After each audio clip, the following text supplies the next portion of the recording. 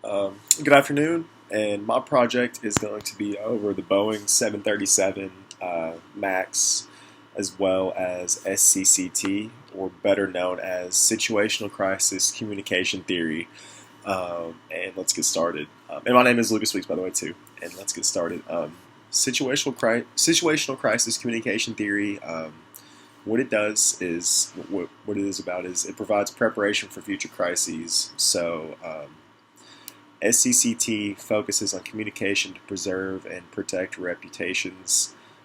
It focuses on um, ethical foundations as well as knowledge of past crises in order to prevent future ones. So essentially, learning from the past, so it doesn't repeat itself. Essentially, so using past situations with other companies that may be similar, or even some that may be very different, but in order to not try to emulate them, maybe emulate the situation by actually, or by doing the opposite of what was actually done.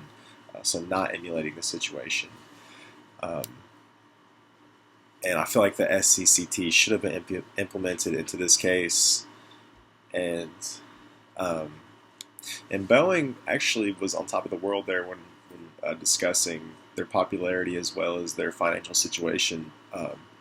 They're on top of the world as far as popularity in the media, social media, television, everything, entertainment, um, because they announced the 737 MAX, which was the biggest plane to be announced, and people were excited about it. News stations like Inside Edition, Extra, all of these big media were looking to pounce on the opportunity to get to cover this, and they were on the breaking news and all these types of things. So they were getting a lot of coverage. And Boeing 737 MAX planned to hold 138 to 200 seats in the all-new plane.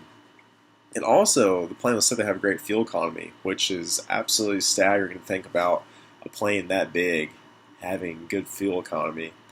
But, they were one to be trendsetters, and that's a big reason why they gained so much popularity. Um, and then there was communication disaster from higher ups within the company. The higher ups wanted the plane to be rushed, and they wanted the deadlines to be increased and set weeks and weeks and weeks and weeks ahead of when they were initially supposed to be. And that was because they wanted to maximize the opportunity to go on and get it released while the media was covering them so heavily. Um, and they wanted the project completed as soon as possible. And with that, it left stressed employees as well as overworked planners and engineers as well. And that rush release um, was to be done to get released to the public because the public had a lot of knowledge about this plane at the time because of the extensive media coverage. And with the rush, it left little time to test new software implementations.